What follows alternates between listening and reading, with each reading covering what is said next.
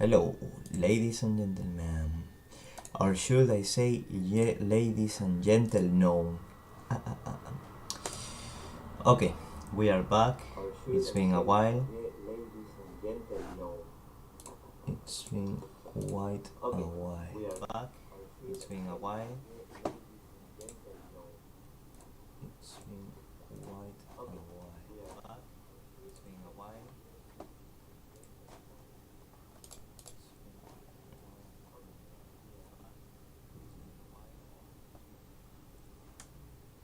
Okay, this seems to be going fine.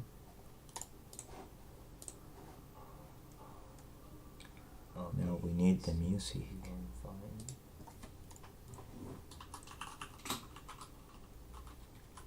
Now we need the music.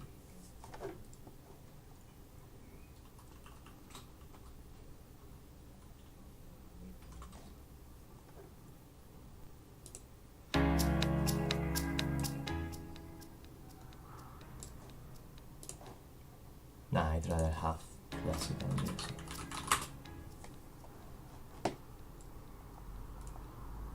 Nah, I'd rather have classical music.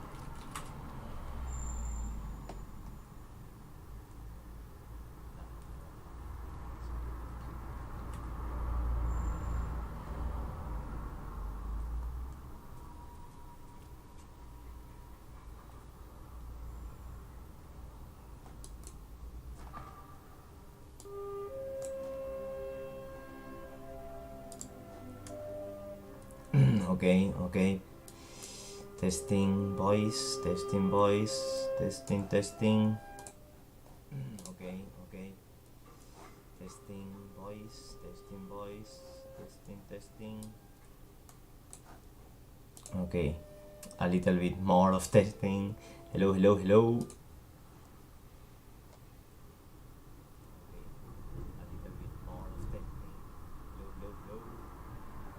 Okay, that sounds alright. So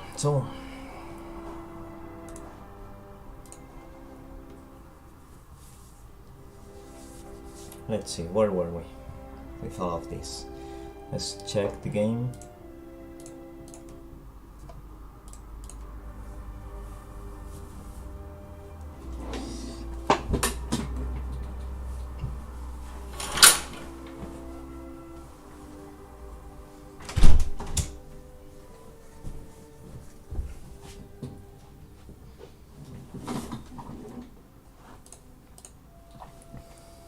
Right.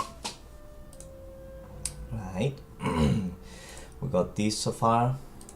Yeah, we can create paths. The path follow the cursor.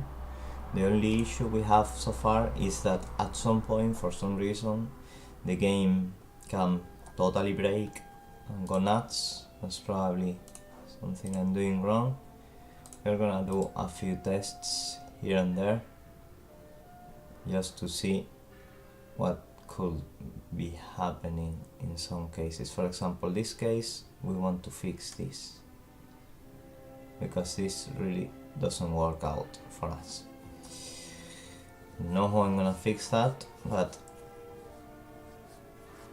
I don't know if it's something that bothers us, because this, for example, it's not a big issue as long as it ends up working. Like this could happen, kind of, in the game. In any case, the problem is that sometimes we can break it, and I think the special case in which it breaks the most is when you either go out of the screen, well, or of the grid, I might say.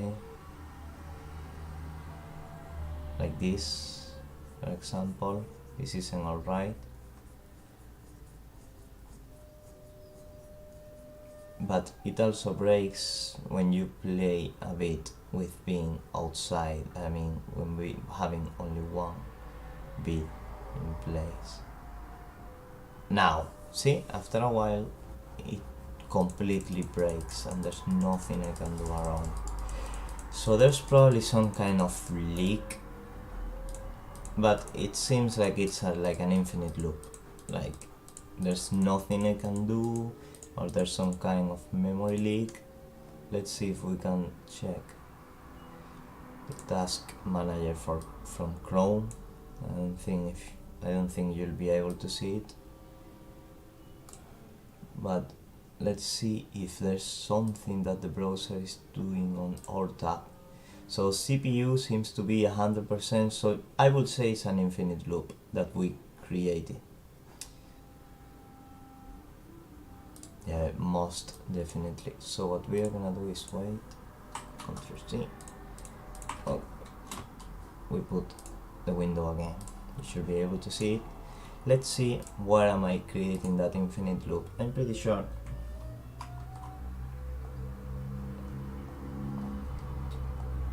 I know which loop it's introducing the problem. It is definitely this loop, because, well, it's the only nested loop we have, isn't it?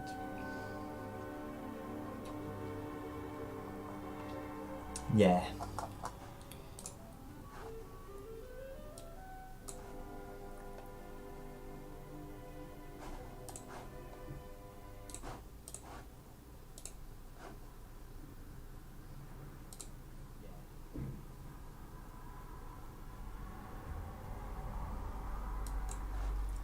Okay, sorry, I was checking the streaming sounds alright. I feel like the music might be loud, but it seems to be loud only for me.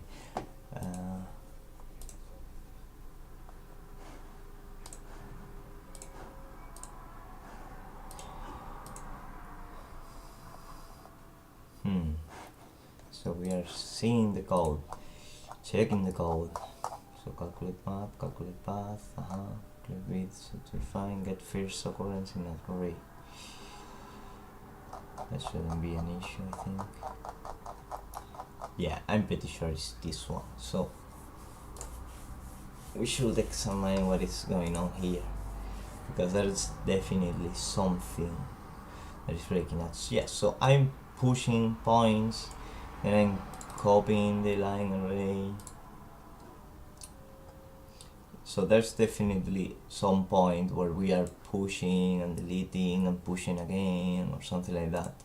So found path never ends somehow. So it starts happening when you enter some bit.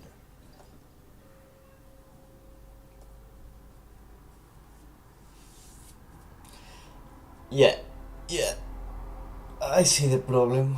The problem is we are doing line and line copy here at the end of this sentence, but I don't think this is correct.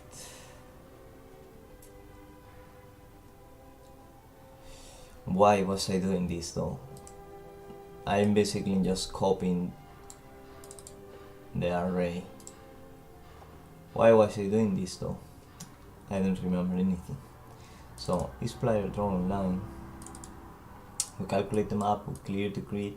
There's probably a better way of doing this.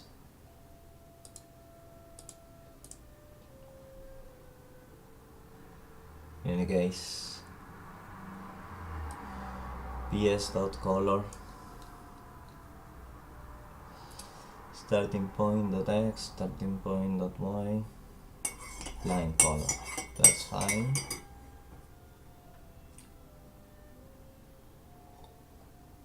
Basically we are coloring the first bit. That's fine. So we calculate a path based on line. This isn't on the loop, so it should be fine. So now we have a path. Once we have a path, we create a new point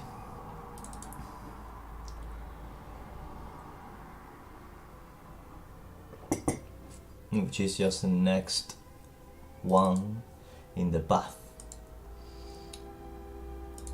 So instead of new point, we are gonna call it next bit. I think it makes a bit of more sense. Then we use line to find the first occurrence of next bit in our code. Let's do that as well. So if index is less than 0, we push next bit. Shall we do that though? What does that mean? So it means that if next bit doesn't exist in the line already, yeah, right, we push it. If it exists though, oh, I see. If it already exists, we we fill the array until that point, we copy it, and we substitute line copy. So there's a use case where this breaks completely, and I'm not sure why though. So if I do line copy here, if I copy it here, I'm assuming it's gonna be undefined every time.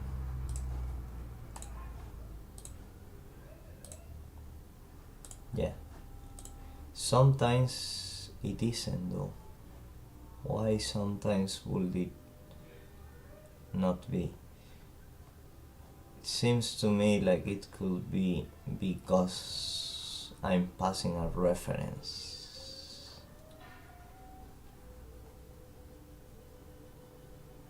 Line equals line copy. Sometimes it's not undefined. That doesn't make sense. Sorry, you're not seeing this, okay? But usually it's undefined. That makes sense to me. Let's change the name of the variable.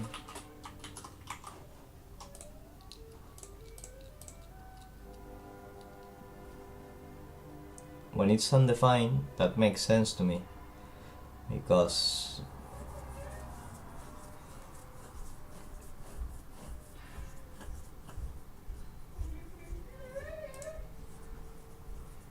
so maybe once we do line equals line, well, once we assign line copy to line, maybe we are interested on doing a break there. Otherwise, we copy the line and we try to find the bit again, we push it. I don't know, because once you found the path, oh, I see the problem. Problem is I'm using I again here, and I think that's what's breaking it, because I'm doing crazy stuff in that case, probably. Let's try that then.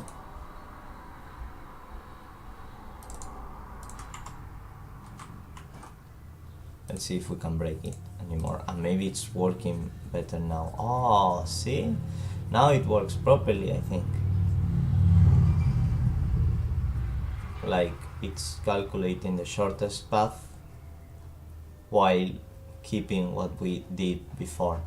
Let's see if we can break it. Usually when I just go crazy with the mouse, it ends up breaking. So far it seems alright. Usually at this point it's already broken. I don't really care why it's undefined sometimes, but sometimes it isn't, as long as it works. But we may look into that, because JavaScript scope of variable scope it just makes no sense. Personally, at least, it doesn't make any sense for my little brain. In any case, this seems alright. It seems like it's working better than ever. I'm glad that it was just some stupid error for me rather than anything else. And it seems to respond even better. What happens if I do this? We still have certain bugs when we do some movements, or am I wrong? No, it's working amazingly well. It's working better than I expected it to work. So now this is amazing. Now it's working fine. So once the line is working like this, we can start doing puzzling stuff. Let's see if the line copy makes sense every time. I don't know if it does. It does seem to make to work fine. Yeah. we're gonna remove this. And since we are doing such a great job so far, I'm gonna take a little break. I know it's soon, but I need to take a little break. Be right back.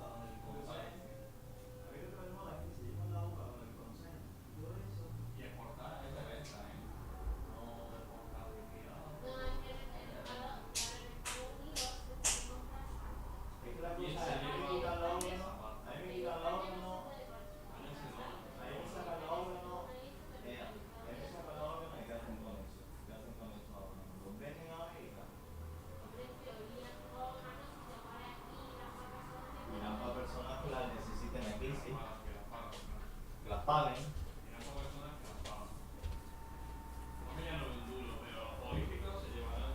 Esa es la cuestión, por ejemplo, si las vendieran para darle dinero a mi familia o lo que sea, pues mira, yo qué sé. Pero es que eso en teoría es ilegal. Y si las donas, pues En teoría, es gratis, es gratis. Esa sangre no se puede vender ni pollas, perdona.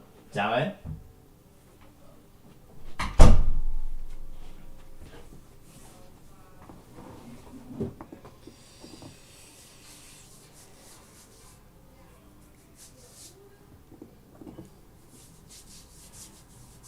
Okay, I think we are back.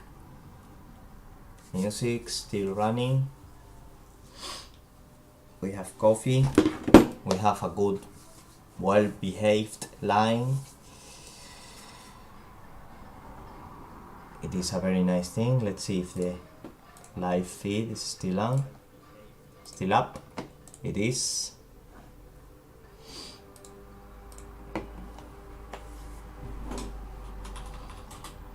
Okay, so we are about to go back to eat.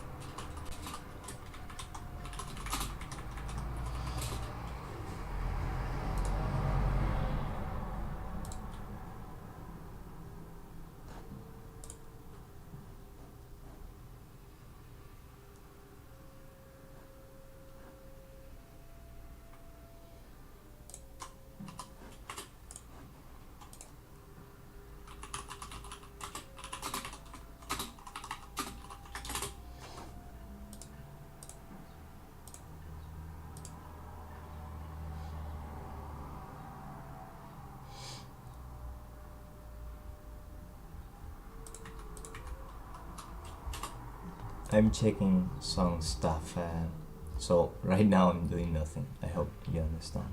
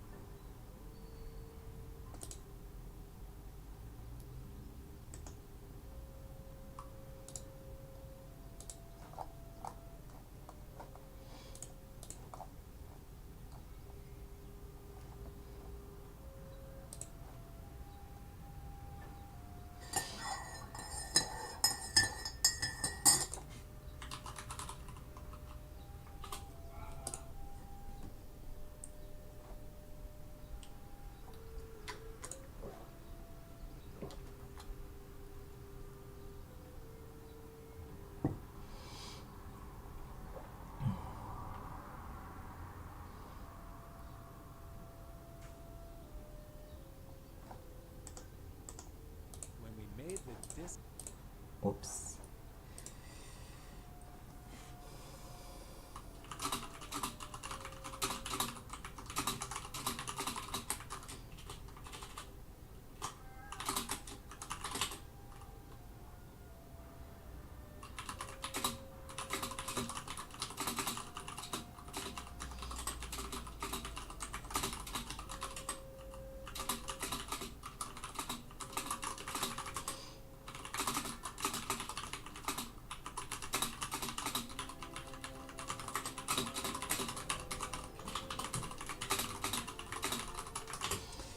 Okay,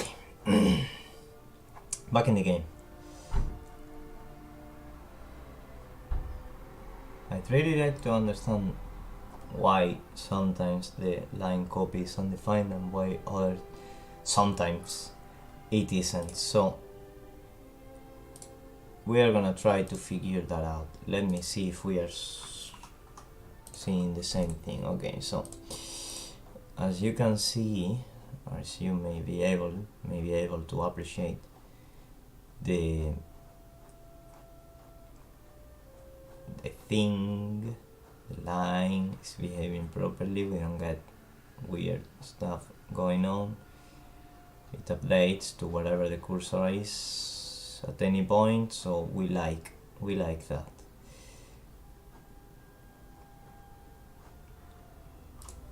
I think this is the best I can do for the line, I'm afraid. At least at the moment. In any case, I don't know either if my solution is the best. Maybe there's a better solution that using pathfinding. Maybe it's kind of an overkill, but maybe it's the only way, or the proper way. I don't really know. In any case, I'm gonna show you what I mean about the line copy. The line copy array, right? It's undefined.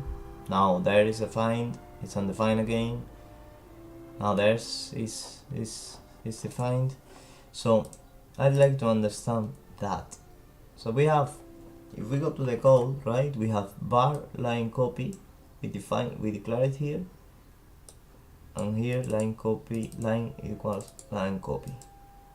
And here I'm creating that. So I would expect that once the for loop ends, this variable will pop out of memory and go to line copy. I mean, and be undefined. But sometimes it doesn't happen, and I wonder why. So we are gonna do some research because I think that will make me a little bit better. We have JavaScript scope, variable scope, JavaScript scope. In JavaScript there are two types of scope: local scope, which is how I expected it to work, and global scope. JavaScript has function scope. Oh, I think I know. Let's see. Each function creates a new scope. Function scope. Okay. Oh, each function. Okay. Scope determines the accessibility, visibility of this variable. Variables defined inside a function are not visible from outside the function. Variables defined inside the function. Okay. Local JavaScript variables. Variables defined within a JavaScript function become local to the function.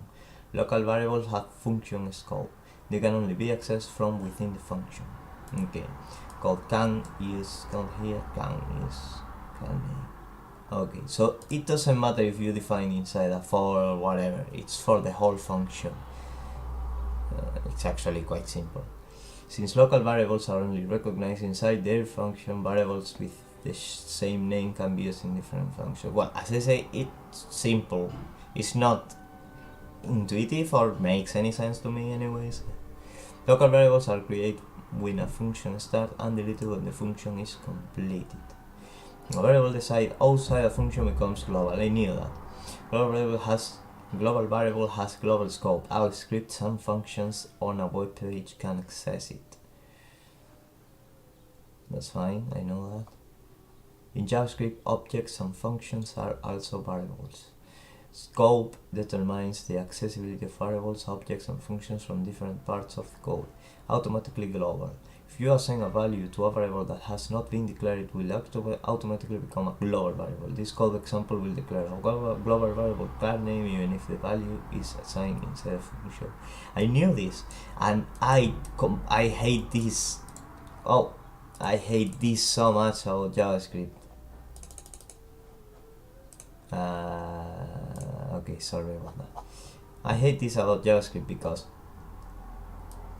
it doesn't make any sense to me. Like, I understand that this is really flexible, like you can just declare a variable anywhere and it's global, and then it's like it doesn't matter if this exists or not, you can just use it straight away, and if it's used somewhere else it just works as well, and it's not creating another variable. But it's super dangerous in coding. Like, you could just override the value of this so easily, and I don't really see the usefulness of it, and it makes the code so fucking confusing. Like, when was this first defined or declared initially? To like maybe pretend it has some kind of type to it. Here, right, it's only one usage, it's string. What if I decide to use car name or somewhere else and I make it be an integer, and then this function executes this, replace integer as a string, and then in other part of the code I try to use this again as an integer, but this function was executed and now it's a string. It's just a pain in the ass. It's just so confusing anyways. Then you have strict mode to fuck you up even more, like to make the code even more confusing. Anyways, strict mode is a beast of its own. In any case, I understand now that this is not global, it is local, but it's local to the ps.enter function. What is happening though, and I realize now, is that varline copy is undefined because this part of the code wasn't executed in the previous attempt. So this line copy, as I understand it, will only be defined when you kind of cut the line in a few steps, and I'm gonna demonstrate. In order to demonstrate, let's go to the game, right? Undefined, it's always undefined as long as you follow the path, but when you do this, boop, now it's defined, now it's undefined, because we are creating more array. If we create more, it's defined. If we create less, it's undefined. No, if we create more, it's undefined. If we erase, it's defined, because on the code I'm doing this. In any case, as I say, we don't care about that at all, so we can just omit it now. So the next thing will be to create a solution checker, a solution check function. So we need to establish like a few rules that define what winning is, and the first one is the line going from the start to the exit. That's something we need to check.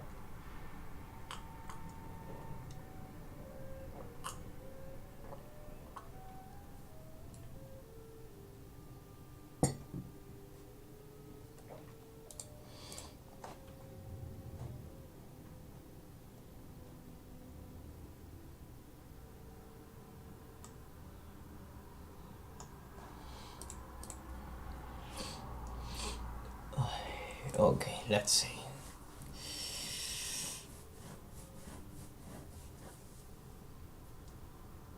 Why?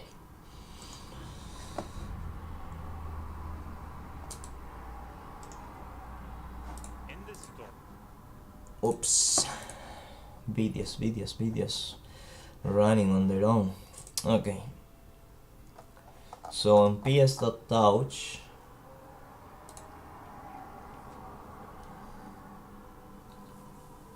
when player is not drawing a line, we check the winning condition.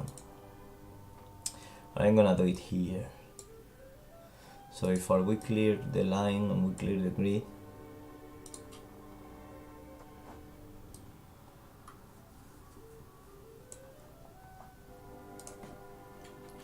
we'll do that. But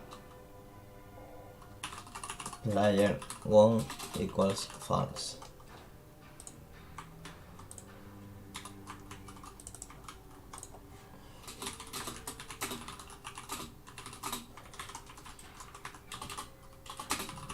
Did player find the solution? We'll see if he found it or not. So on ps.touch, because it's when you stop drawing the line, we stop drawing the line. So here we check win condition. Check winning condition. I'm always confused as to what's the proper name convention for functions in JavaScript.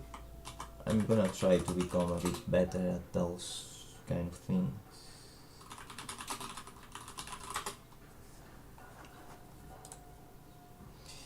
So let's learn together some name condition. So all names start with a letter, yeah, camel case, yeah. Variables and functions. Okay, so let's just do that. So I'm kind of doing that. For variables and functions, personally, I prefer to use this kind of casing for variables, and then this one, this kind of thing for functions. Makes more sense to me, as I'm able to distinguish between what's a variable and a function straight away. I know you have the parentheses, right? But when you write it, when you pass it as an argument, for example, you don't really know. So check winning condition, then why not, right? We're gonna return it.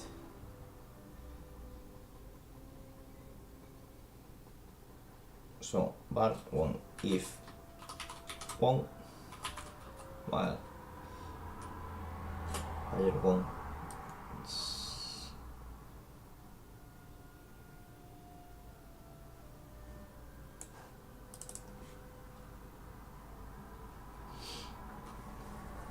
I really don't like the naming.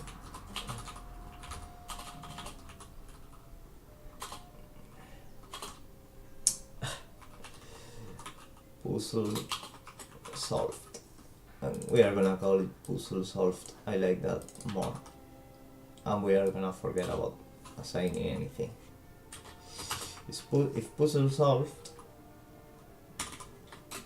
next puzzle also let player know he won, else then we do this.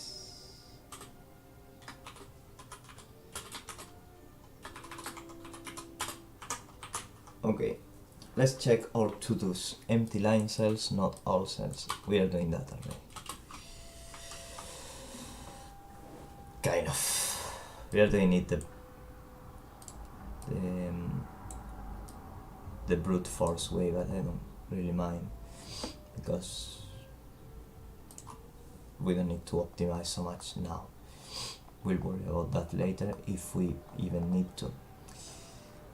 In my opinion, in video games or in any program, right, if the code can run virtually on any machine properly, there's no need to optimize, to lose time, to waste time optimizing, because computers today are very powerful. Maybe on a mobile device, which I'm not giving support to, as Perlenspiel itself doesn't have a lot of support for it anyways, I think. So as I was saying, maybe not mobile device, you worry a little bit more about that, about the optimizations. But even so, I think the operations we are gonna be doing here are not so heavy, even if we calculate the whole grid. Maybe if the grid was like 1000 by 1000, right? But if it's 5 by 5, 10 by 10, I doubt it's gonna get so complicated until you do things like a triple nested for loop, and that's something that we ain't gonna need for sure.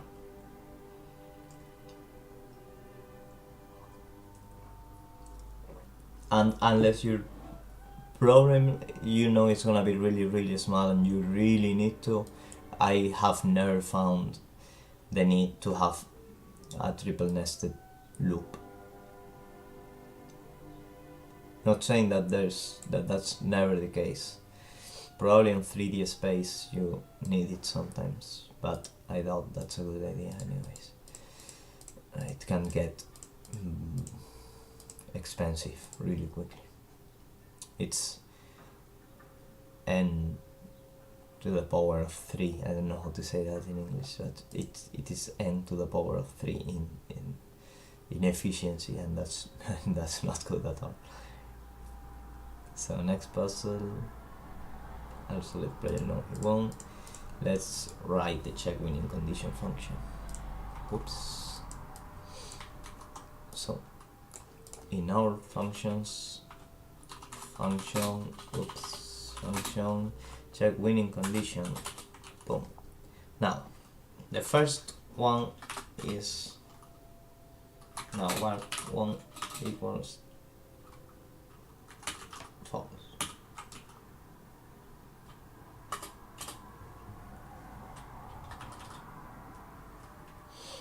I guess we can just take puzzle solved false.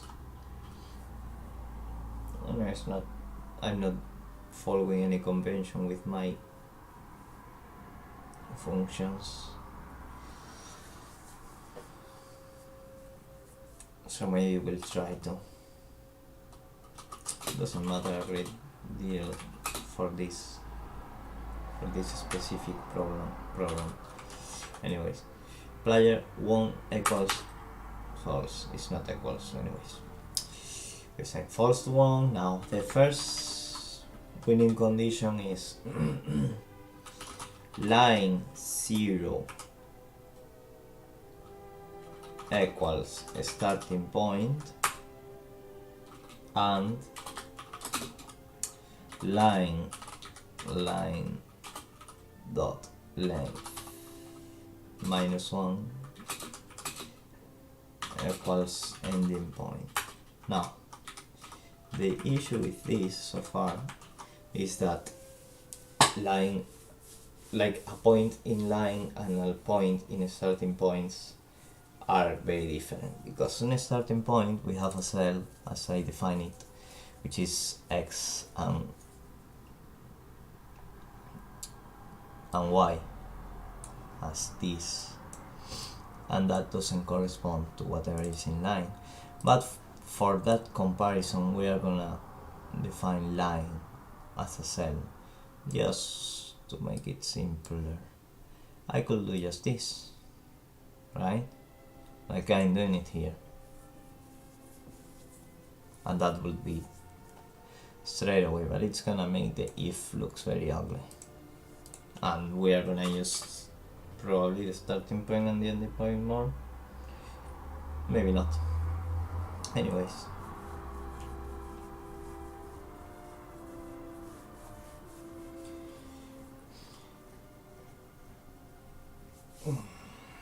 bar line start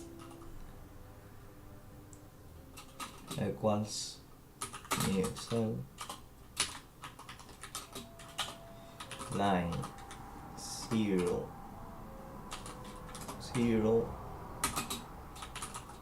comma line 0 1.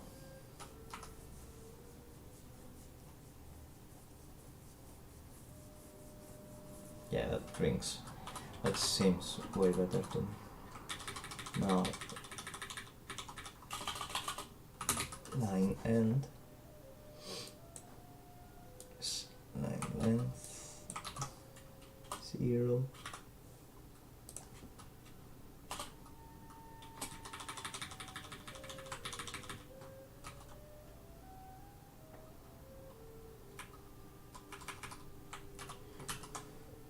Line length 1, minus 1.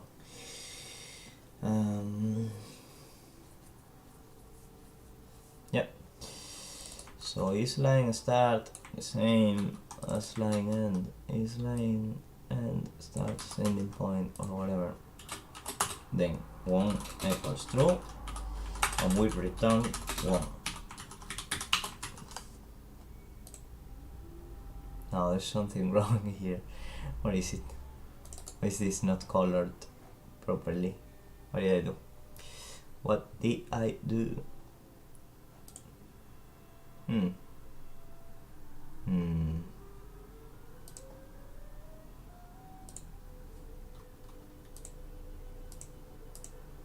I wonder.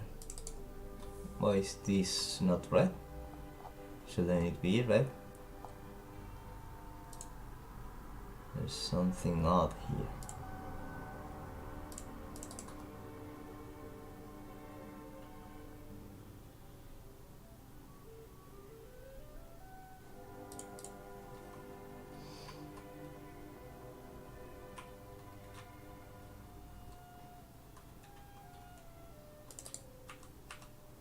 I knew there was something wrong with what I brought here.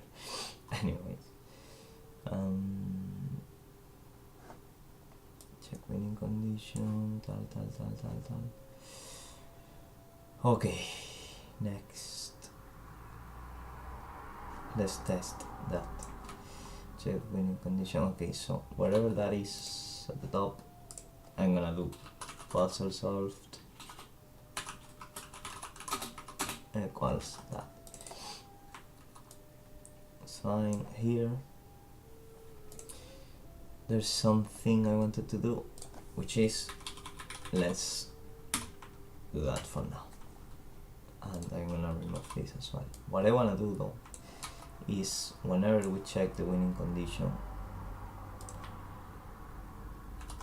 we are going to show if the player won or not. PS debug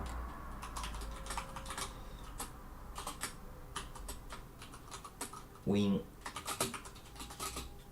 won. Now we go to our game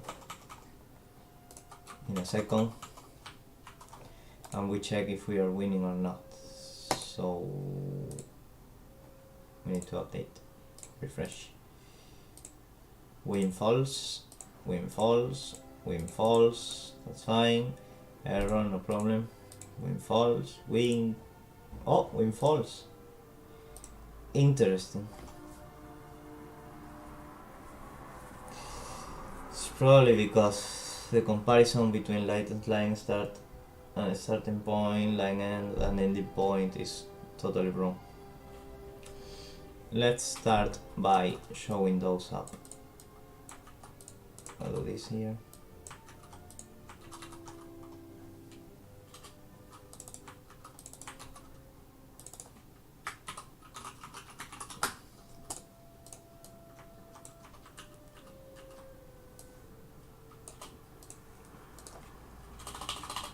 Line end.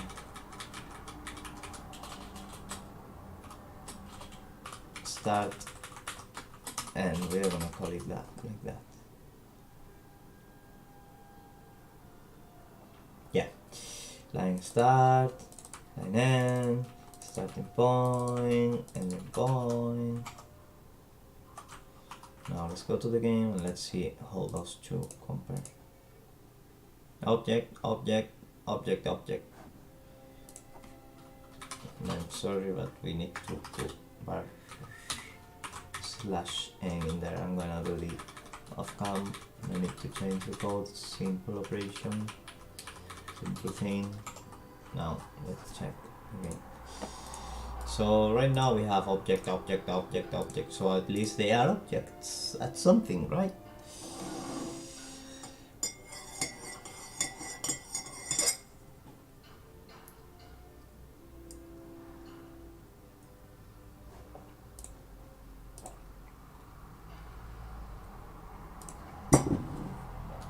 So if we do dot x everywhere, just to compare those, what happens? Oops.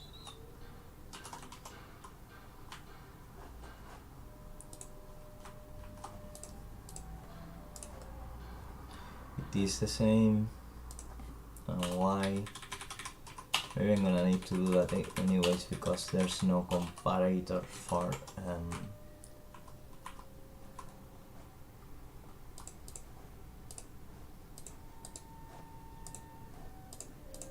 those. Yeah, they are exactly the same. So they are indeed the same cell and all that. So that should be working okay. However, it just seems that there's no comparison for that. Maybe if we remove one of the equals, and we're gonna do this just to be happy about this.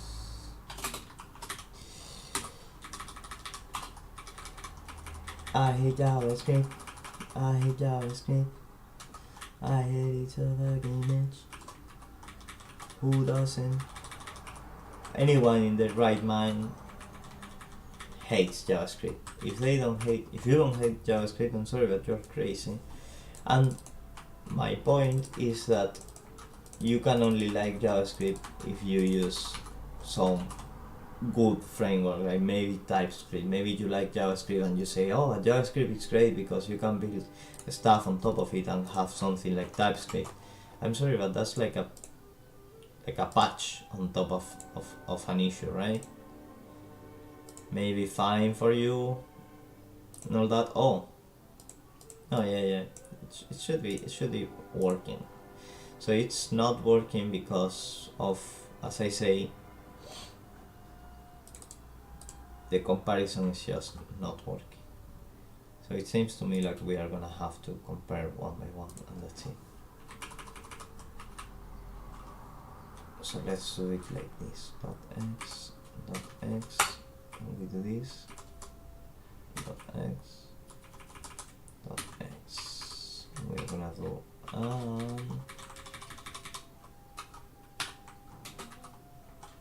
dot y, dot y.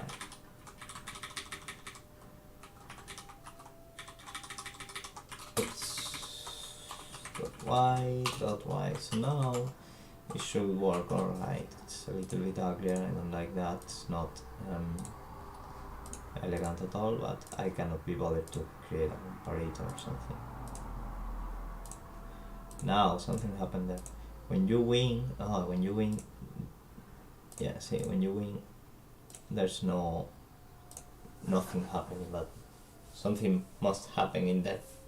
But now we know we win. What about the wrong places? Yeah, as it was to be expected, it works. Looks fine. That's our first winning condition. Now what should we do? Let's try to make things nicer.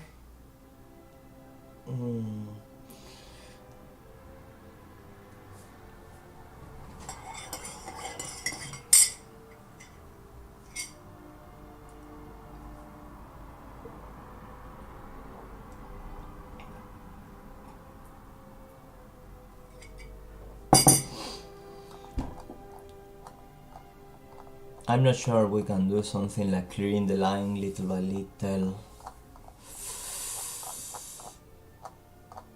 easily.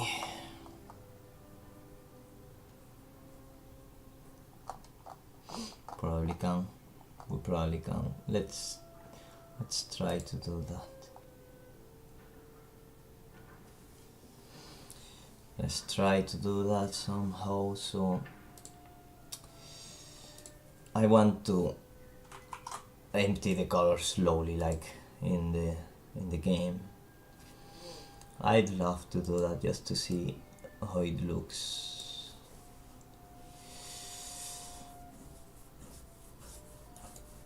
Oops.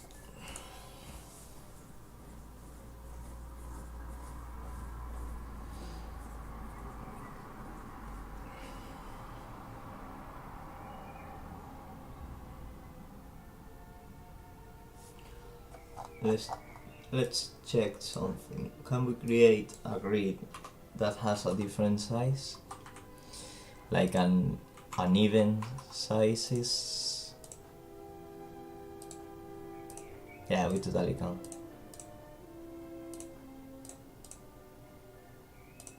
Yeah, all of those are solutions to the puzzle. Let's go to a fresh example. Okay.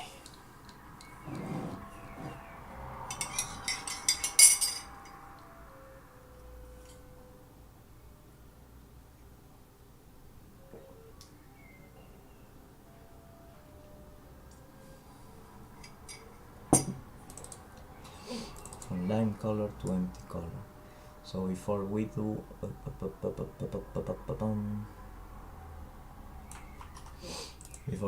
clear line and clear grid, right? Players not drawing line.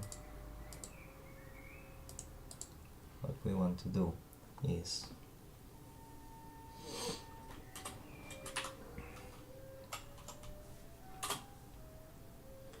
something like, let's see, clear line. If we don't clear the line, I'd like to see what happens. I mean, I know that it's kind of gonna be a thing, but it still works fine because we are clearing the grid, and we probably clear the line somewhere else in the code. Nope. But we probably do line. We probably do clear the line somewhere else. Doesn't seem like it.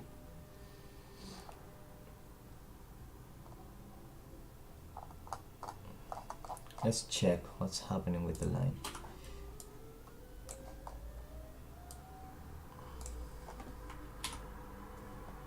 I'm gonna comment a few lines in the code.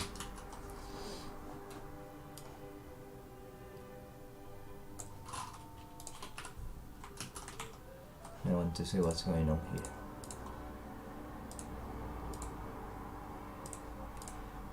It's probably because of the way we recalculate with line copy.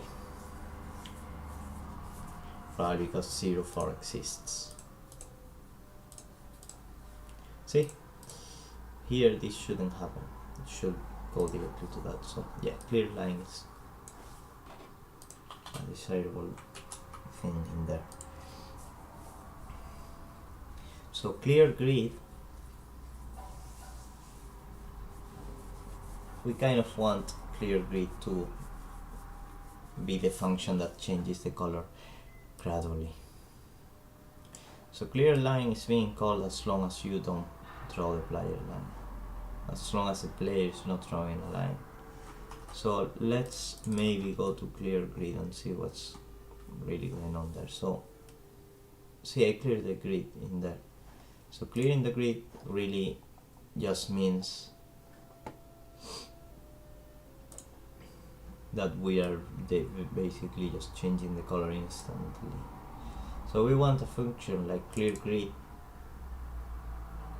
for the functionality, and then we want another one maybe for changing the color gradually. So maybe instead of ps.color we want to create our own function that changes the color from one color to another gradually. So we are gonna name this function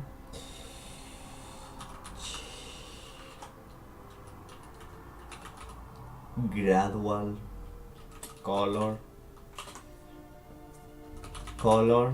and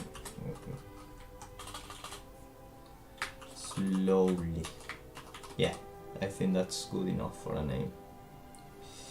New color.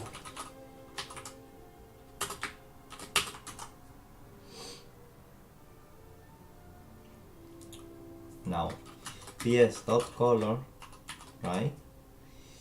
We want it to be like something like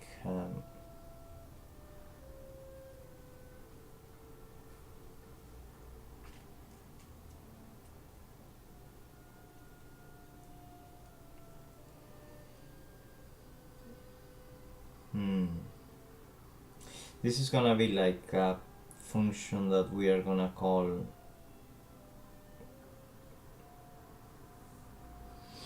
constantly. Well, that doesn't really work because we don't have a loop, do we? Do we have a game loop? I don't think so, right?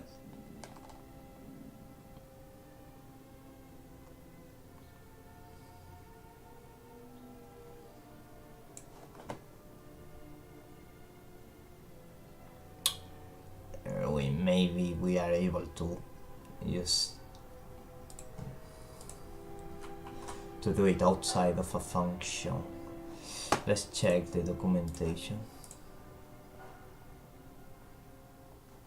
Events, we don't seem to have any kind of thing that looks like a loop.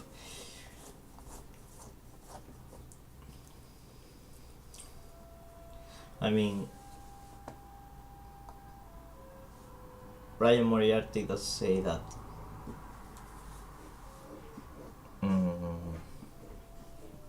I would say Brian Moriarty does say that it's like the fancy stuff. The fancy stuff, it's like things that we don't need in this engine, right? We only care about the gameplay itself. But I still want to make that happen because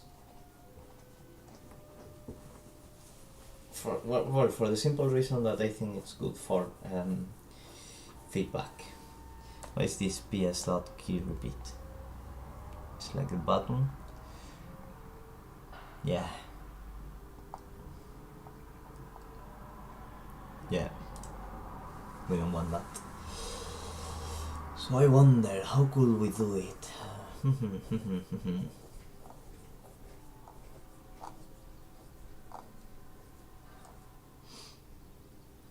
Audio fade, we need something like color fade.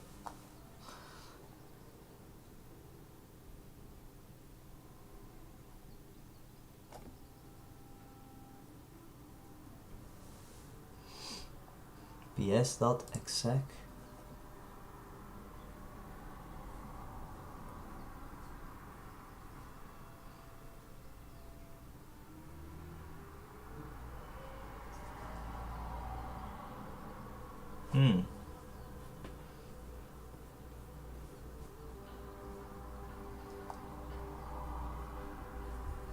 Nah. No, ps.fade. The color fade effect of beats. Maybe this is what we want. Oh yeah. By default, the ps.color and ps.alpha commands change the color of a beat instantly. You can make the color fade smoothly from one hue to the next by using ps.fade. Once a color fade effect is assigned to a beat with ps.fade, all subsequent call to ps.color and ps.alpha will smoothly fade from the current color or an optionally specified color to the new color.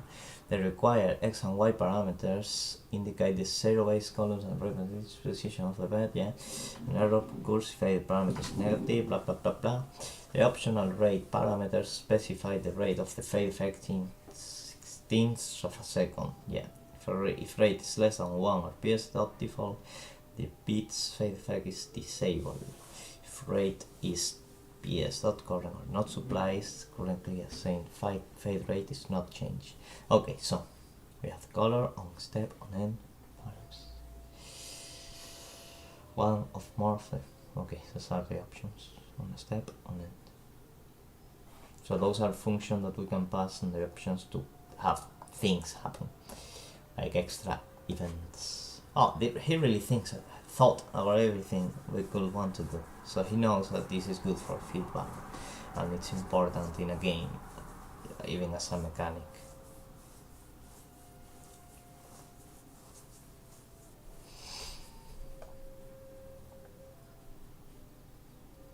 This is a kind of complicated function, like there's a lot to it,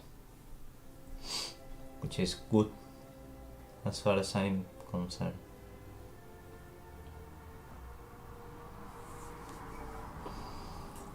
Fate reporter, ps.stf complete.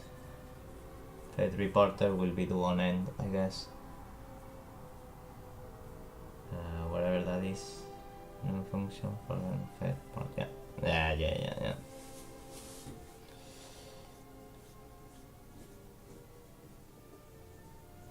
So we only want to call that one clear grid with grid. Let's see if we can do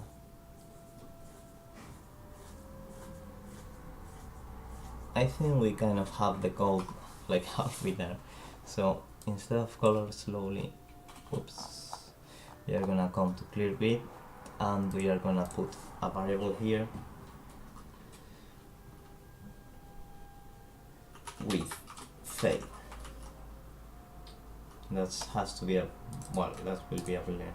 So if with fade we do ps.fade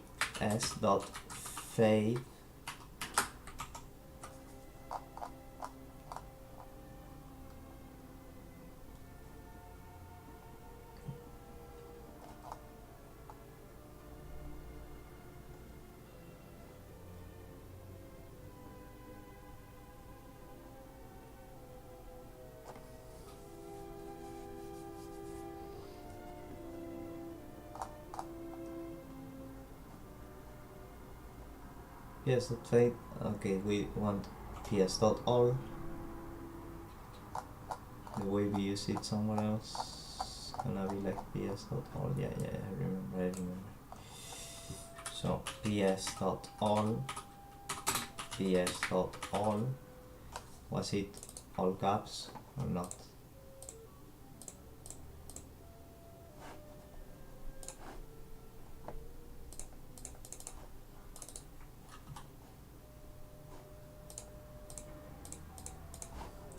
Damn. Wasn't it with ps.all somewhere else? Apparently not.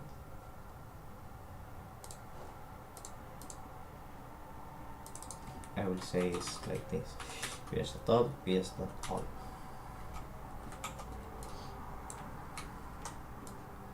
So let's try this on touch.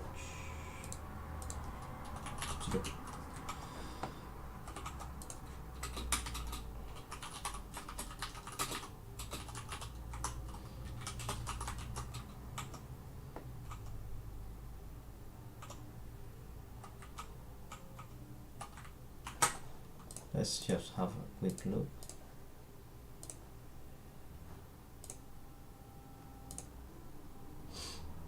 Not really doing it, is it?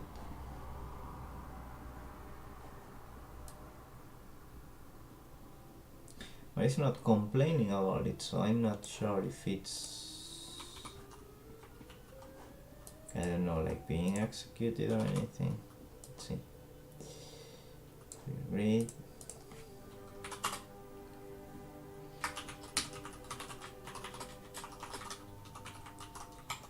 I mean, I'm positive it's being executed. Never mind. Okay, it is being executed. It is precisely in this case where we wanted to do it. So ps.fade, we are changing the color here. ps.color.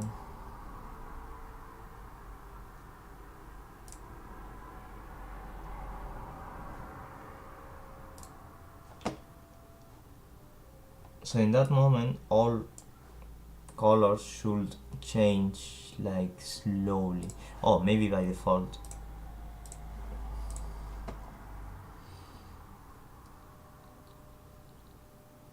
Specify the face first. If rate is not.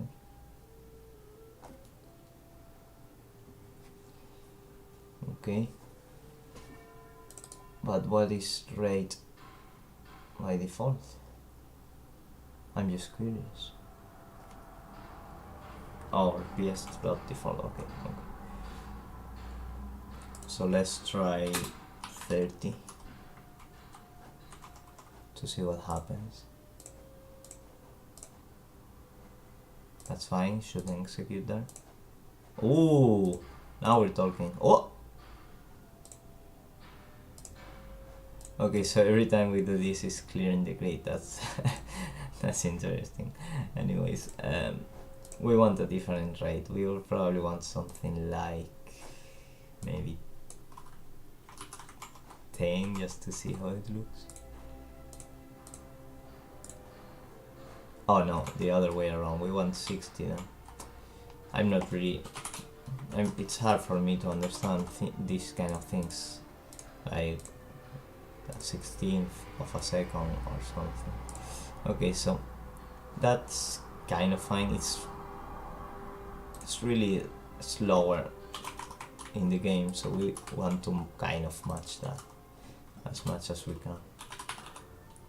No, you are not seeing the code. Doesn't really matter since we are just tweaking some values. That's more like it.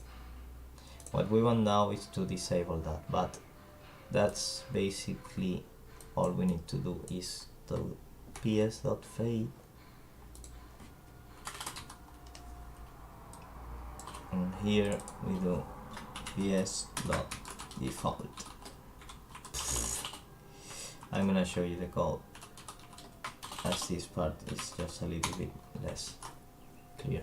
So when we fade is true, we ps.fade everything at 120 rate, which is, as I understand, 2 seconds, I think. And we are gonna make it 3 seconds because I'm that generous. And in any case, when clear grid ends, we change ps.fade to default. This way, clear grid will only fade the color in this situation. However, I have the feeling this is gonna change it, like in a different manner of what I'm expecting. Let's have a look. Maybe I'm okay. So that should have changed, but it hasn't, and I'm wondering why. And that's clearly not all right. So we are gonna do what we are gonna do is just make here if, or better, else, and this gonna be false.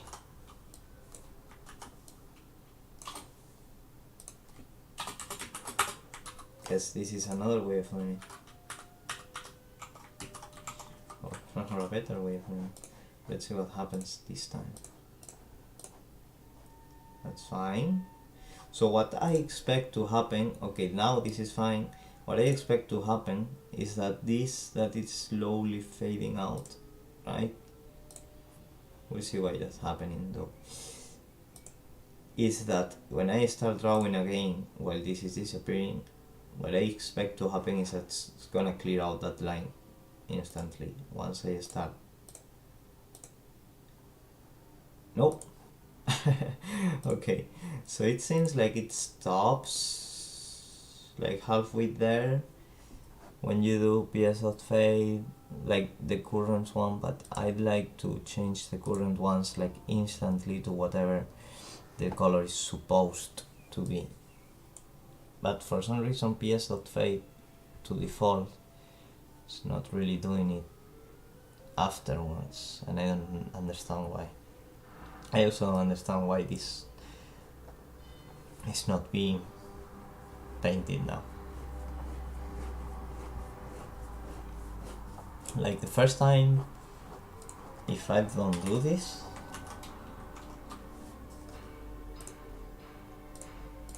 this gets paint properly, But if I enable this, if I enable ps.default again, ps_fade.default again, oh, it's actually, let's see,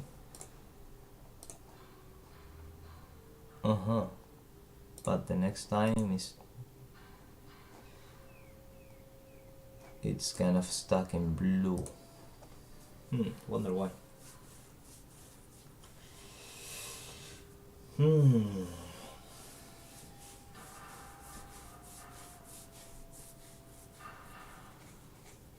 like to play the sounds as well.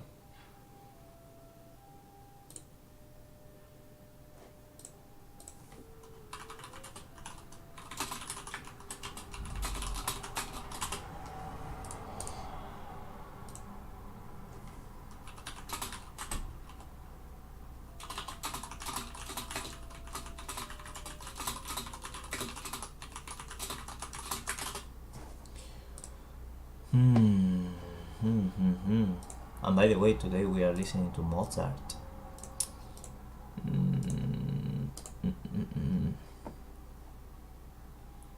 So once this is blue, it kind of still has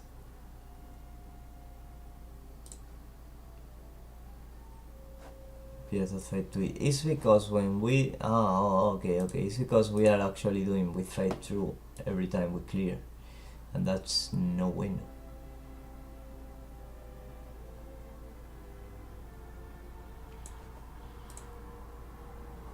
So going back to our code, this executes this every time we stop drawing, and that's not what we want. We want it differently.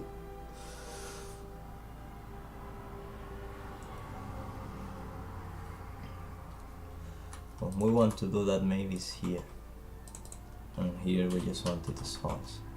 Let's have a look. I cannot think properly sometimes. That's not clearing properly. Fine.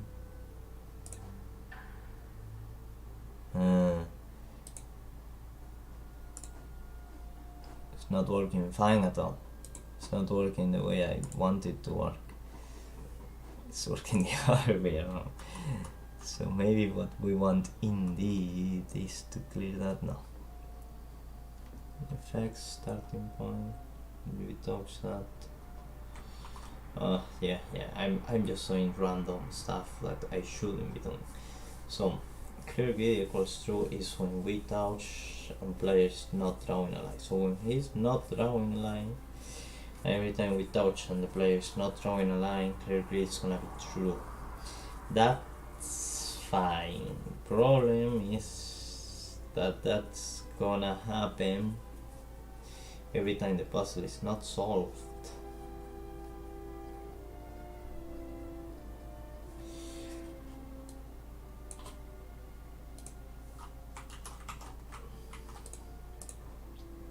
And it is when we start doing this that stops. And once it stops, for some reason I cannot throw on it again. But it can kind of like do this or this, better say. So we don't want to do that either.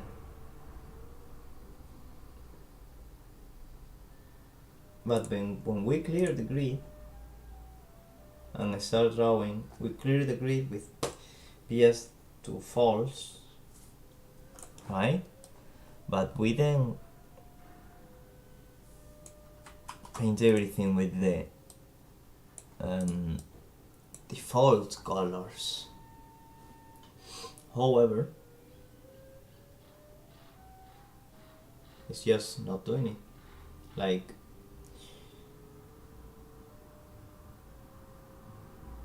it's not doing it the way I would expect it to do. There's something I'm doing wrong with the function.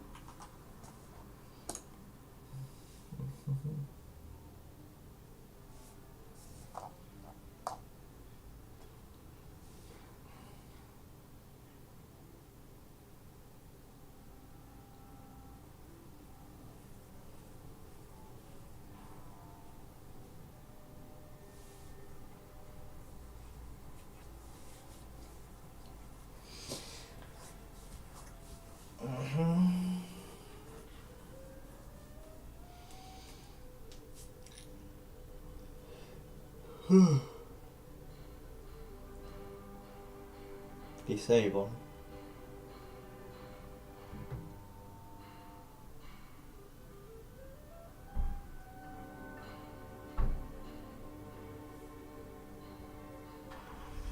So we're gonna do the following.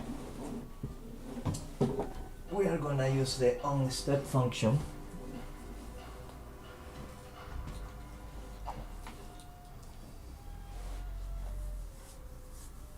Yeah. So we are gonna create an onStep function that we can do kind of like this. So onStep function that we are gonna add here. I think it's here where we want to do it. On a step function, fade stop. No, actually, clear grid.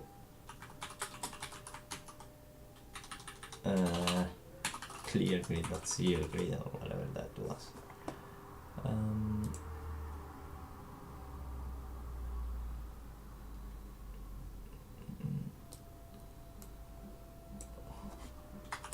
And then let's see how that goes.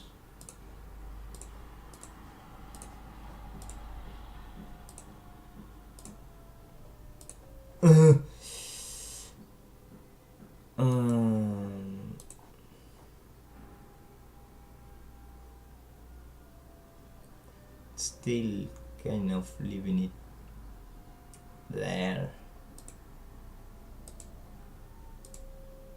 And this should clear the grid every time, but sometimes there's something wrong with whatever we are doing here.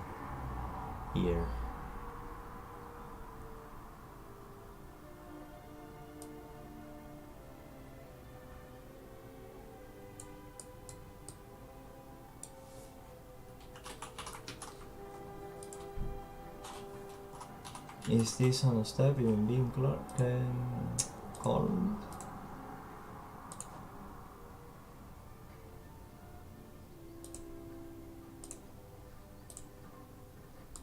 I don't even get what's happening with these two now.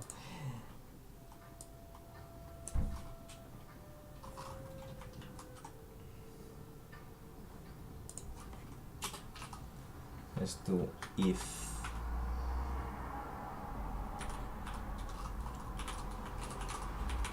Display a drawing one.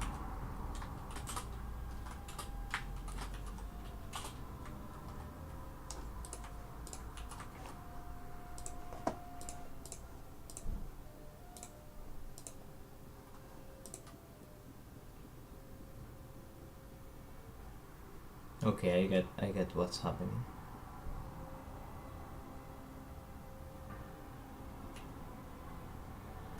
What's happening is that this line should be somewhere else. Fade equals false. Now, this can be maybe okay. However, we need it somewhere else. So the ps.default for PSFA, we want to do it on touch. And here, maybe. I think that is the solution.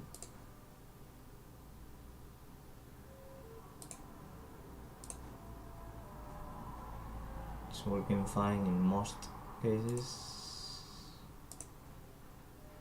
For most of the time. Let's see what happens now if I do this. This clear grid should really just take this and color everything, like, I don't get it.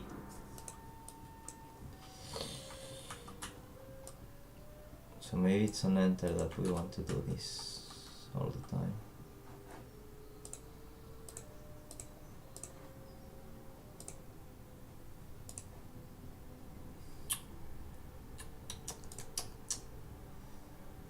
And then this doesn't get color again, like ever.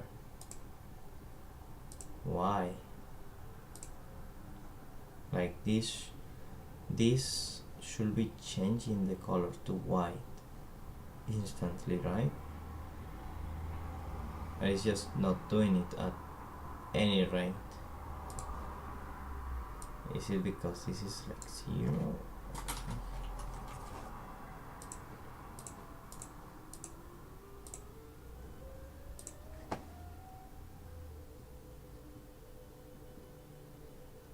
That should be 1.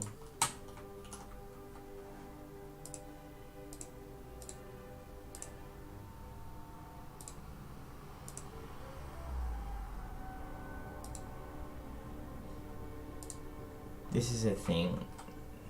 This is what is kind of freaking me out.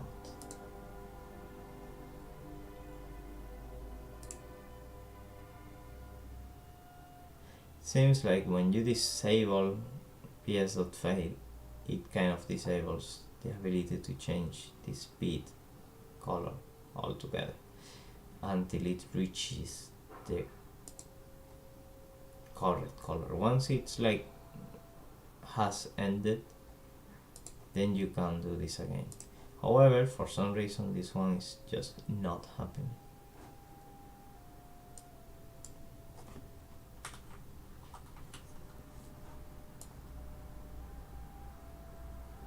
So I kind of have the feeling that using ps.fade again to disable the fading effect doesn't really have any effect besides breaking stuff, because if I do this, at least I can see, I can kind of like paint again over it and it becomes white again.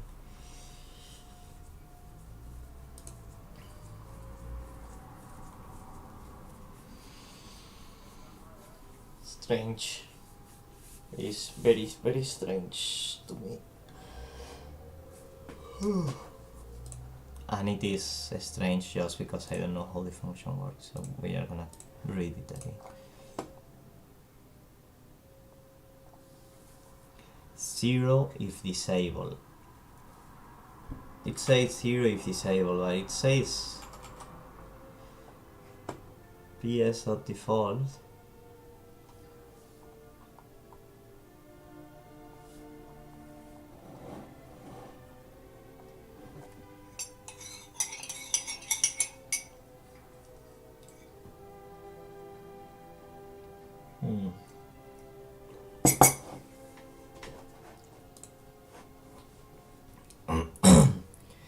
It's really odd. It is. So what I think I have to do is just write 0. I have the feeling that this part, right, or ps.default, the bits fade effect is disabled. It just somehow means that nothing happens at all in that bit.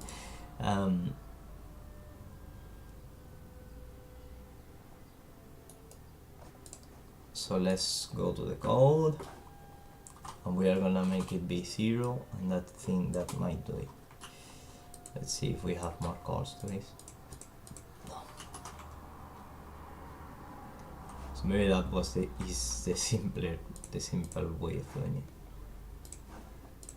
and it's that easy. No.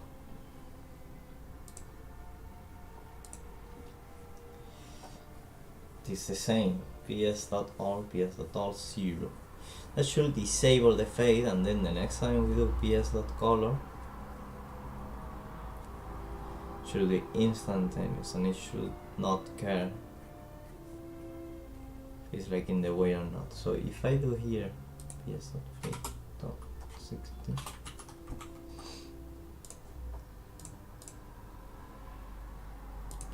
kind of change everything quickly.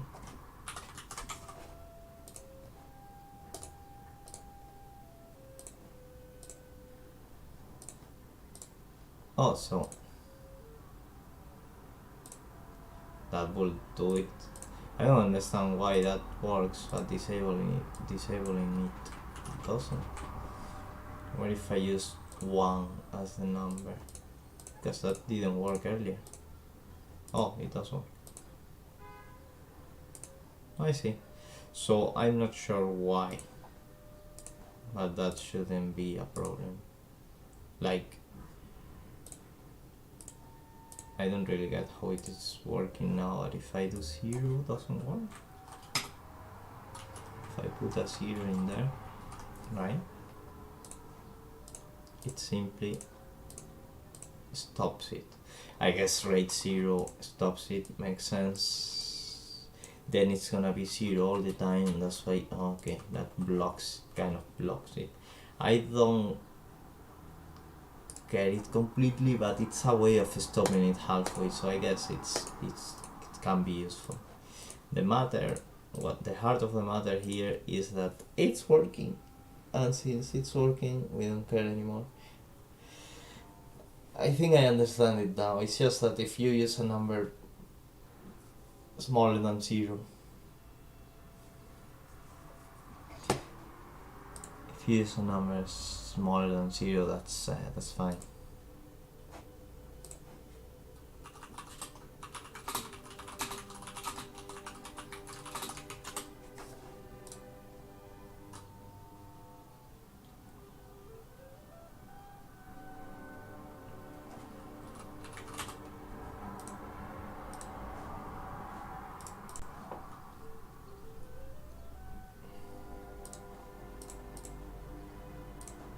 Okay, so we have the win condition, we have the cute fade effect. I'd like to play with this sound effects.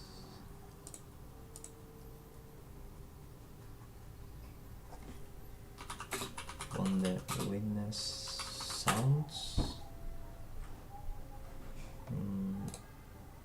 What are you seeing? Yeah.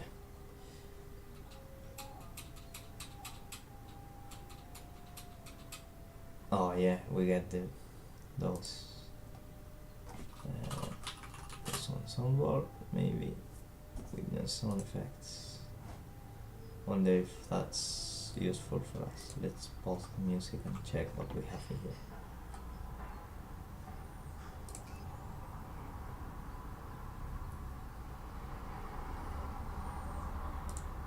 This works.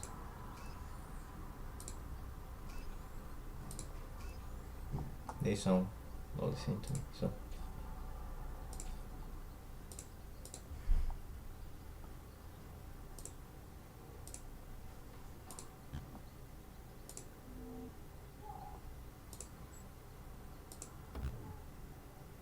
It's a failure. Abort tracing.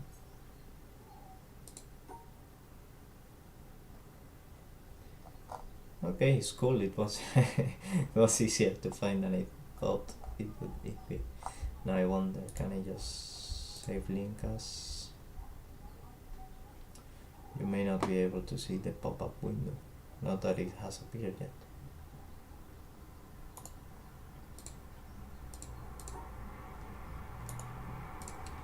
The link in new tab blocked.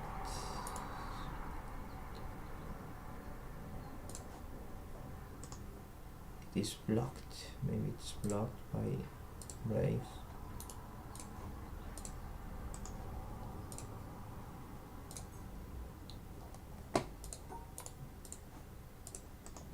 It is blocked, and that's. However, we have special powers.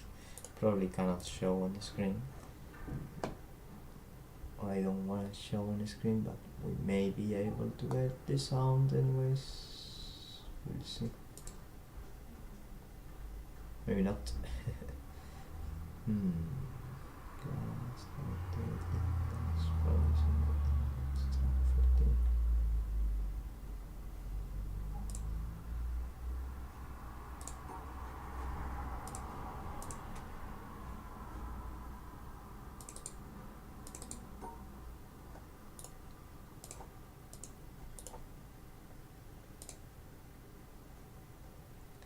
So I can't really show how I did that. Well, I mean, I don't know if it's a good idea to show.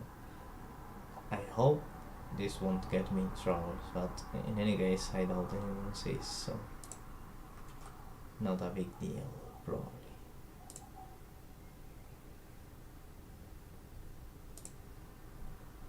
Let's save it somewhere. Here seems to be effects. So.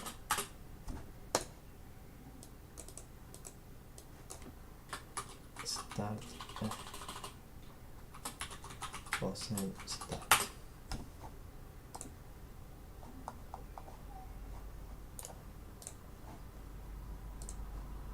Network.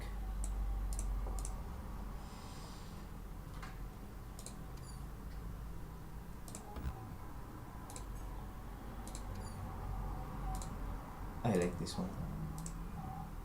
Panel award tracing.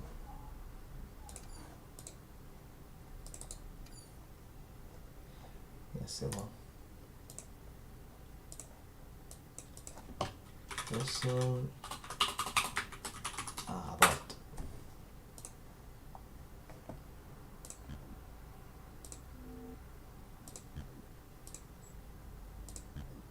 I will say this one is good enough for us. It's a good one. It's maybe this one. Yeah. Panel, we call it panel fail. Puzzle fail. And the last one.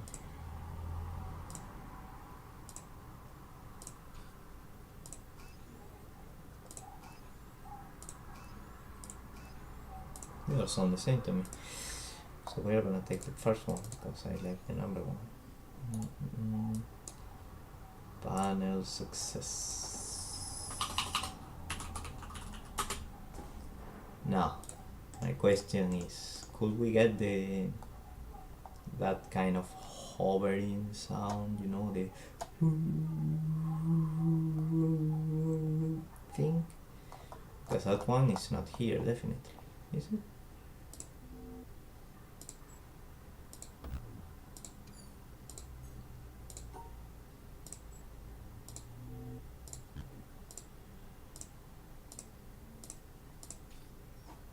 Maybe it's created from panel start tracing, like loop in the end or something like that. Seems to have like an echo. I cannot seem to find it there. I wonder if there's more like that. Nah, there doesn't seem to be like that. People seem to struggle a lot with the jungle puzzles because they are audio based. I didn't find them that hard, but it is true that some of them are, you might say, controversial for people, probably. Let's go to our projects. Okay, so now we'll see how the audio stuff works.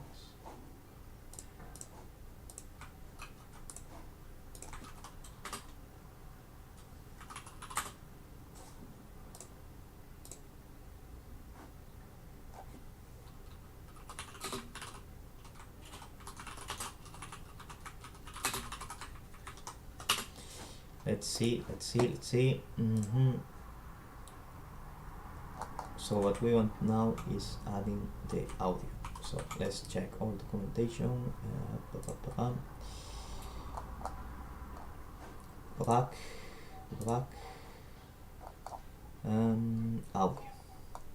Audio load. We are gonna start by audio load and audio play. We have different channels, so maybe we want some audio play channel to separate one sound from another, but it's probably fine. So audio load preloads an audio file. We are gonna do that. Allocates a channel ID to the loaded audio and optionally plays it. So file name string. The file name parameter should be a case-sensitive string matching the file name of the audio to be played without a path specifier or file extension. Example fx click. Oh, without a path specifier. Oh, or file extension. Okay.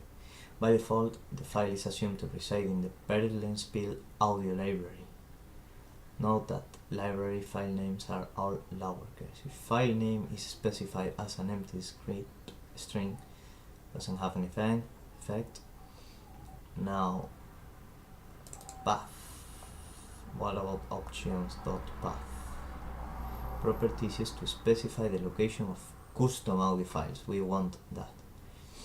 It should be a case-sensitive string representing the path to the directory containing the audio files, specified by a file name parameter relative to the directory containing the project's game.html file. Okay, so that should be simple enough.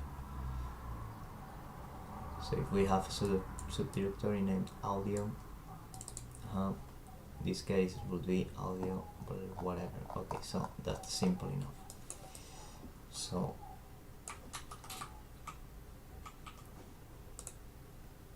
we have it there. Okay, this is from Games Research. Okay, so it should be simple enough. Oh,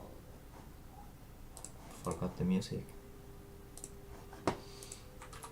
So we have ps.load. Let's go to the code. We'll show you the code so Gomez can see it.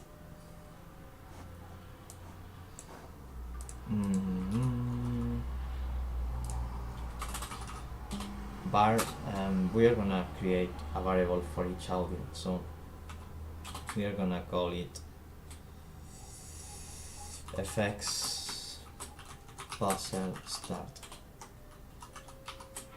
We are gonna use this name convention because I can, essentially.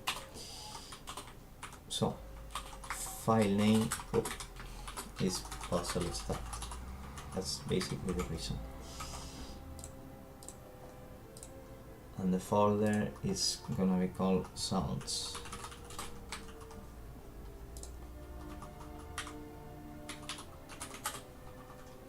Let's call it audio, like in the example. I like that. So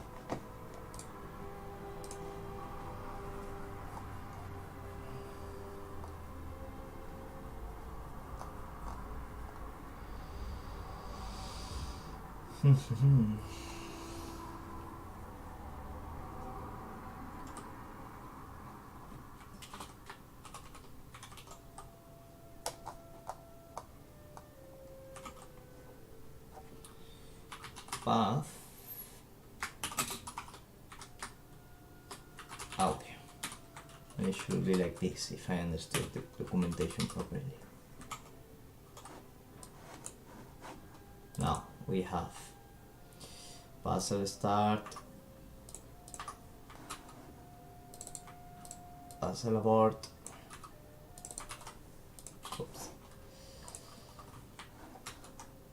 puzzle fail, and puzzle success. Okay, so now we are interested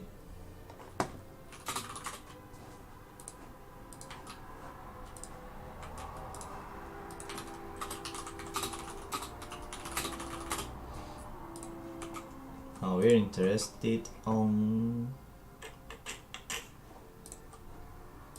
the ps.play function.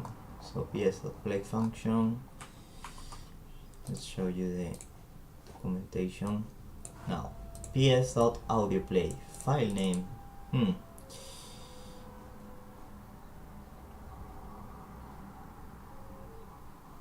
file name is fact place an audio file, automatically loading it and allocating a channel to it first if necessary. Oh, it works exactly the same way as ps.audio when the autoplay property of its option parameter is set to true. Okay, Options parameter. So I wonder, what's the point of using audio load if that one does it anyways?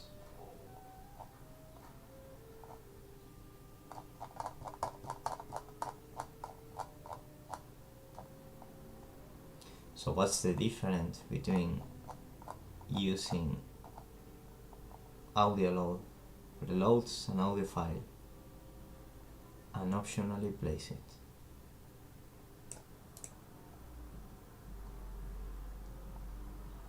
So maybe I can just dot play it. Okay,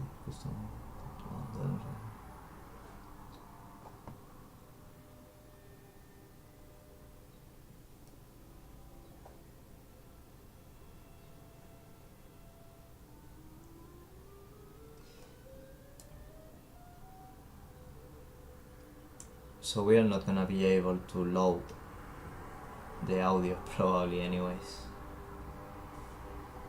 until I upload the game somewhere. That's a shame because I want the audio files in there. Yeah, load failure on those files. Okay, because it's trying to load OGG.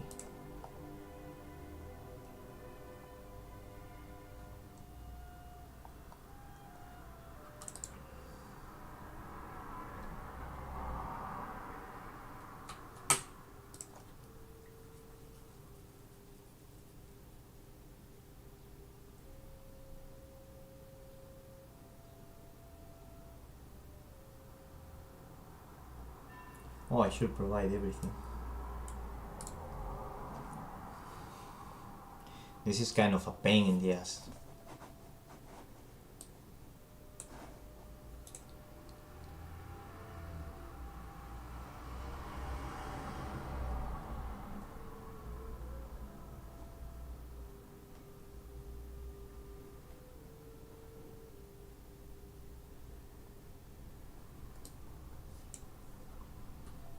So it's an array of strings.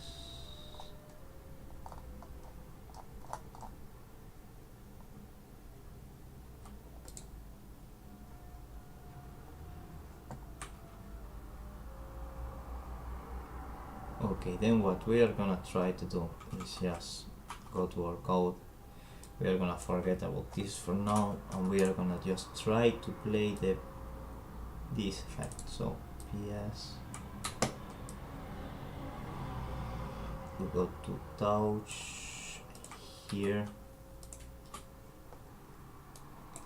PS audio play, puzzle start, path audio, filter file types, no, MP3.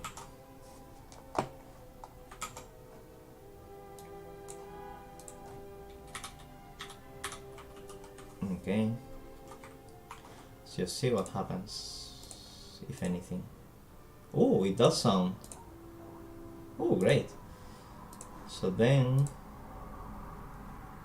I'd like to do it with the audio load and do audio load, puzzle start, file types, MP3. What I wonder is how do we play it, but maybe, because I cannot see that in the documentation, but maybe when you do that, you do this, maybe that's enough. No. Load failure on blah blah blah blah OGG ps.on OGG. What? Why is it trying to? Oh, because that's what fx puzzle start does. Okay.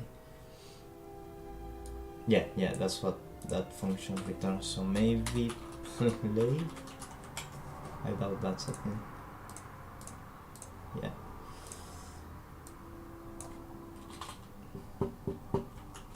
I wonder how can we do that. Let's check the documentation.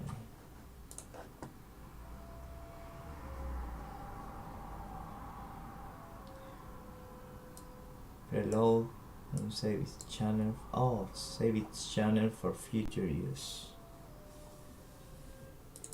Variable to save channel ID.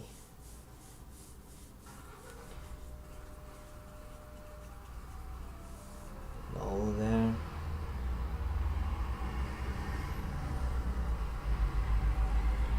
Log if true. And unload loader. Specify loader function. Okay, so then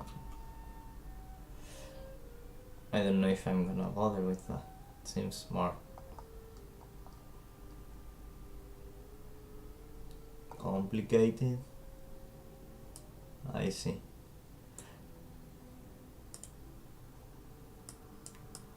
Channel. Okay.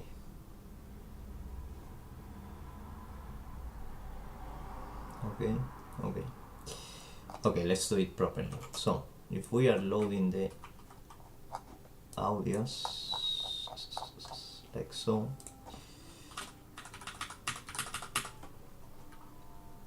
we want to add the mp3 argument on every one of them, and we also want to actually, let's do bar audio options.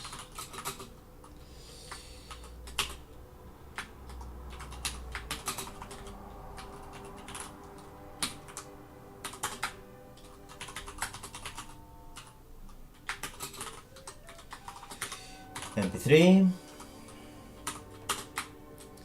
Now the last option we want to use is the unload function. Unload audio load.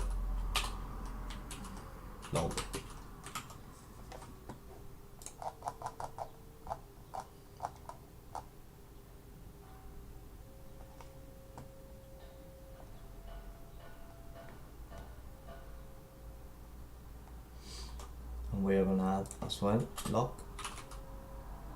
true.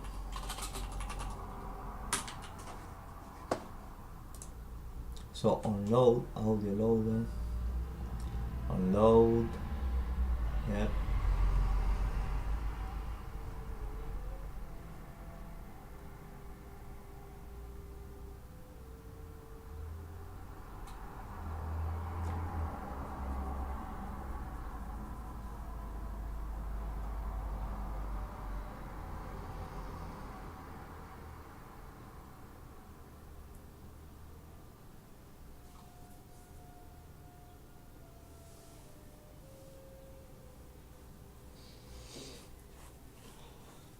Object.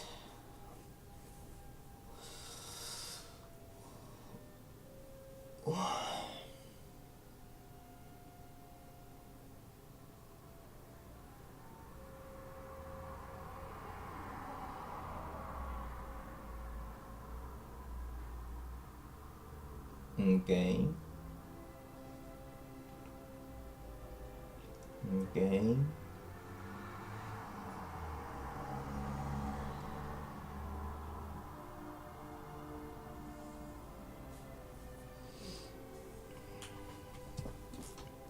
Okay, so load audio loaded. So first thing we're gonna do is change these two options in every case.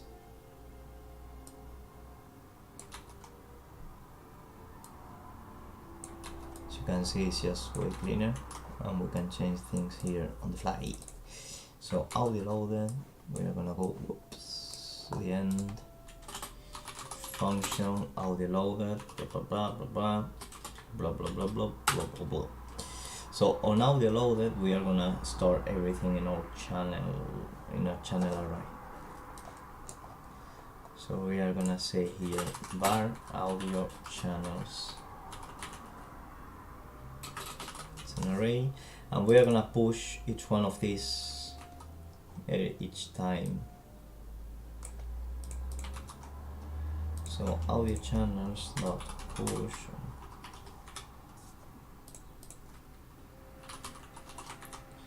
audio object, and we push audio object dot channel. Yeah.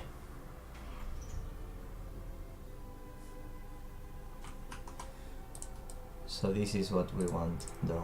So all we need now is to use audio play channel and select the desired channel, which is gonna be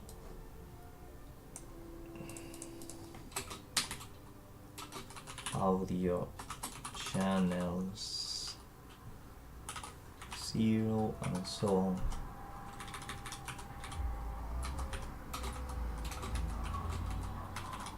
One, 2, and 3. So 0, 1, 2, 3. So for start, we are gonna play this one. So we use his wherever we were doing this.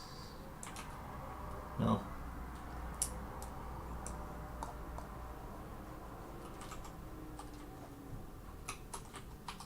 Code.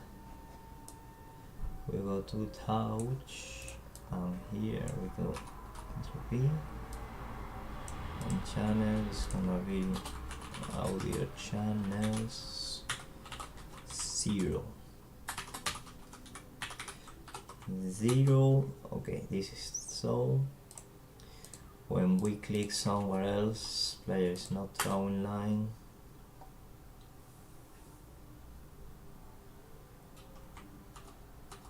I think here is gonna be the place to play this other one. So this is on puzzle abort, fail, abort. So an abort is 1.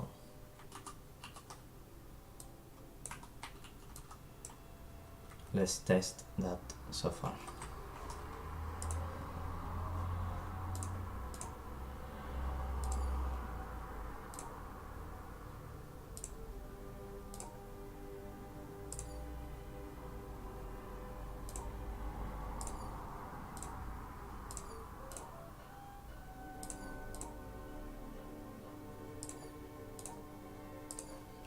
Okay, that's great.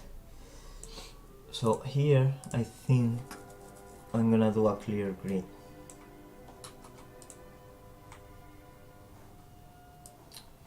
Or better, function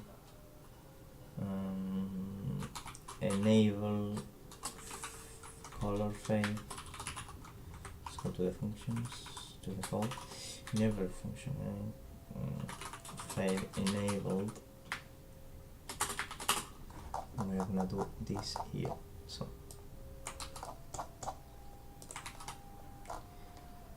if fade enable this or not.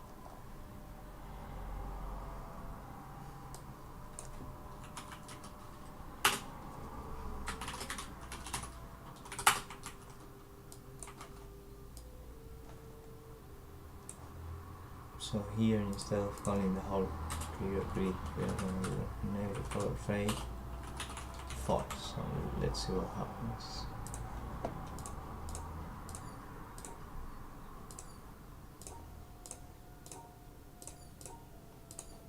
Okay, I'm very happy with that. I'm really happy with that. The next one we want to check would be, the next one we're gonna play is the fail one. So the fail one is gonna play whenever we fail, and whenever we fail is when check winning condition returns false. No, yes. Check winning condition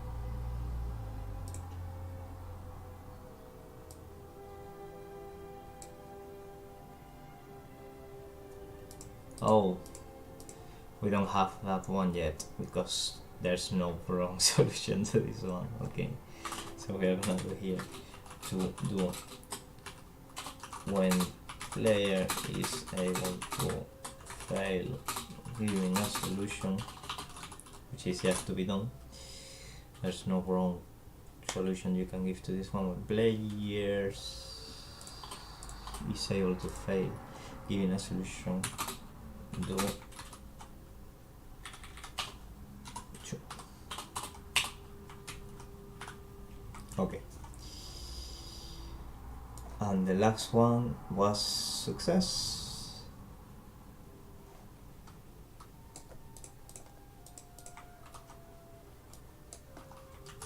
It's gonna be the third one.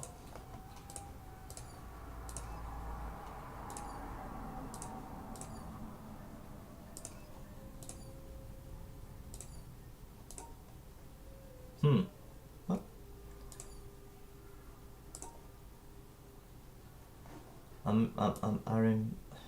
Am I playing them the wrong way? Puzzle start is 0, puzzle abort is 1.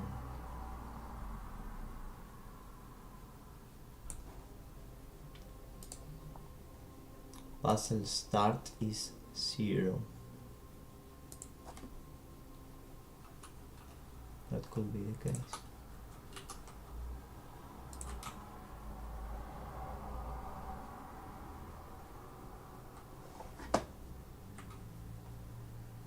That may well be the case, yeah. I have a solution for that. Maybe it's loading in the wrong order, and sometimes the sounds are organized differently. Yeah, definitely that's what's going on. Each sound, even if I do it in order here, right, each sound is gonna load at it in a different pace. So this is not reliable at all. So it's way better if we do this.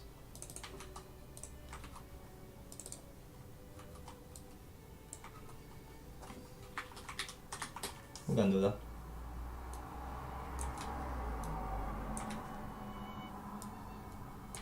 So let's make it this. It's actually better because we are gonna be able to tell which audio are we loading on it.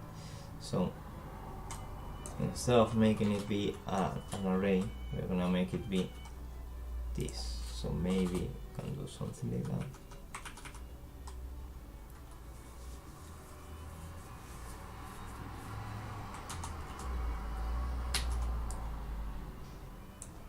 And here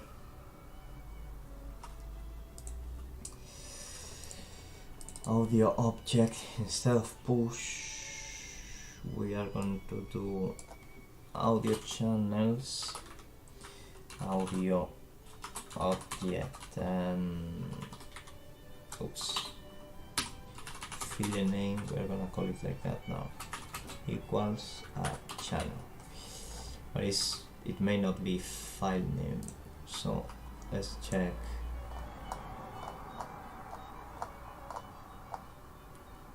When we do, it is path name, is name, not file name. So now if we do name, right, and we come and do the proper thing in proper places, this one, audio channel, puzzle start, that's this one. This is puzzle abort.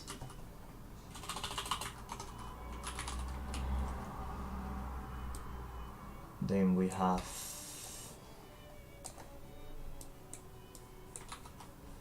puzzle success. And here we will have puzzle fail. Now let's see how that goes.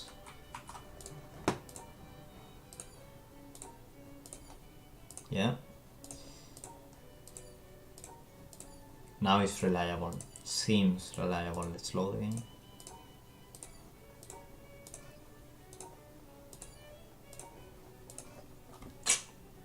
Good.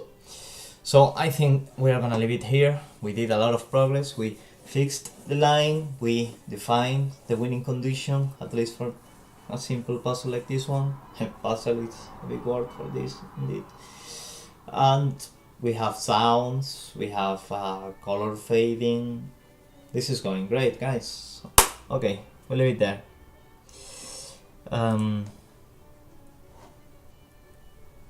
You are very late, Adrian, but we are gonna show you what we did so far.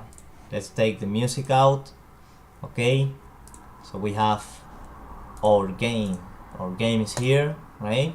We are making a very simple game. The goal of this game is to draw a line from the starting point, which is the blue one, to the ending point, which is gonna be the orange one. Right now there's no special rules to solve this puzzle other than taking the line from one point to the other. So we can stop giving an answer at any moment, and it works nicely, and the line is drawn properly depending where you put the cursor. That's cool. And now we have a sound that plays when you find a solution. Wow, amazing. And that's it. So this is gonna be for today. Bye.